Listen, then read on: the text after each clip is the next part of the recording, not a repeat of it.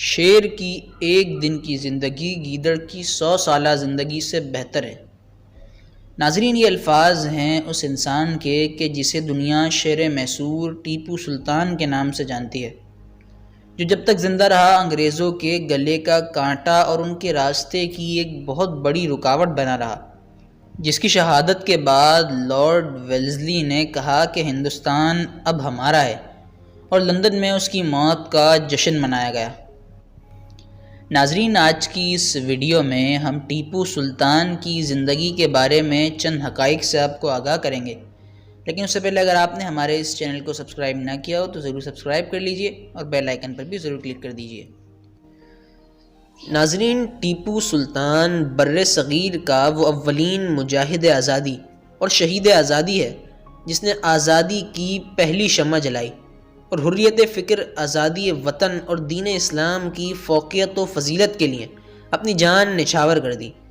ٹیپو سلطان نے حق و باطل کے درمیان واضح فرق و امتیاز قائم کیا اور پرچم آزادی کو ہمیشہ کے لیے بلند کیا۔ ٹیپو سلطان بنگلور کے قریب ایک قصبے میں پیدا ہوئے۔ ٹیپو سلطان کا نام جنوبی ہندوستان کے ایک مشہور بزرگ ٹیپو مستان کے نام پر رکھا گیا۔ ٹیپو سلطان کا پورا نام فتح علی ٹیپو تھا۔ ٹیپو سلطان کی پیدائش کے دن کے حوالے سے کئی تاریخیں بیان کی جاتی ہیں، لیکن زیادہ ترجیح 19 ذوالحجہ 1162 بمطابق 20 نومبر 1750 سن عیسوی کو دی جاتی ہے۔ ان کے والد حیدر علی نے میسور، حیدرآباد، دکن کے علاوہ دور دراز علاقوں کے استاد اور جید علماء سے انہیں تعلیم دلوائی۔ اسلامی علوم کے ساتھ ساتھ عربی، فارسی، انگریزی، فرانسیسی، تمل اور اردو پر عبور حاصل تھا۔ 19 جون 1767 سن عیسوی کو انگریزوں کے خلاف جو پہلی جنگ لڑی تو ٹیپو سلطان کی بہادری دیکھتے ہوئے نظام دکن نے فتح علی کو خان بہادر کا خطاب دیا۔ بر صغیر کے حالات ایسے تھے کہ ٹیپو سلطان کی تمام عمر جنگوں میں ہی گزری۔ اپنے والد سے ورثے میں وہ تمام اوصاف پائے جو ایک جرنیل، سیاستدان اور بہترین ناظم کے لیے ضروری تھے۔ 1775 سن عیسوی سے 1779 سن عیسوی تک اپنے والد کے ہمراہ اینگلو مرہٹہ جنگوں میں حصہ لیتے رہے۔ کئی مرتبہ انگریزوں کی چالیں ناکام بنا دی۔ ٹیپو سلطان اپنے والد حیدر علی کی وفات کے بعد میسور کے حکمران بنے۔ انگریز اور مرہٹے ٹیپو سلطان کی مہارت، سیاست اور بہادری سے خوف کھاتے تھے۔ ٹیپو سلطان نے ایسٹ انڈیا کمپنی کی بڑھتی ہوئی فوجی طاقت کو دیکھتے ہوئے فرانس، ترکی اور افغانستان سے دفاعی معاہدے کیے۔ 1790 میں لڑی جانے والی جنگ میں برطانوی فوج نے ٹیپو سلطان کی فوجی دفاعی قوت سے خائف ہو کر حیدرآباد کے نظام اور مرہٹوں کو اپنے ساتھ ملا کر جنگ لڑی۔ اس جنگ میں انہیں شکست ہونے لگی تو انہوں نے دوسرا محاذ سرنگا پٹن میں کھول دیا۔ مجبوراً سلطان کو دارالخلافہ بچانے کے لیے صلح کا معاہدہ کرنا پڑا، جس میں 3 کروڑ بطور تاوان جنگ اور اپنی آدھی ریاست انگریزوں کے حوالے کرنی پڑی۔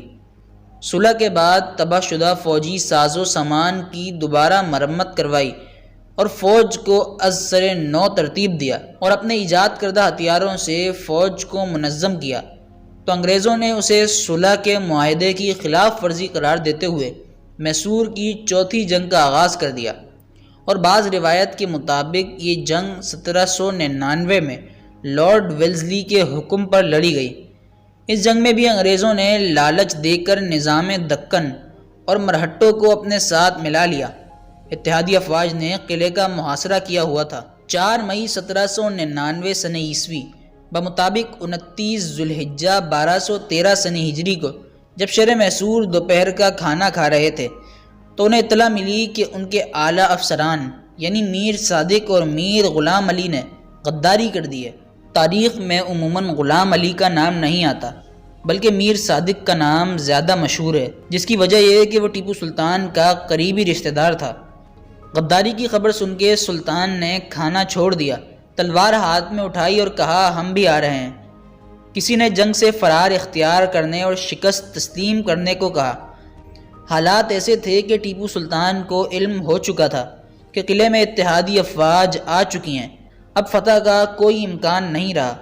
تبھی انہوں نے وہ جملہ کہا جو تاریخ میں رقم ہو گیا، اور اردو زبان کا ایک محاورہ بھی بن گیا۔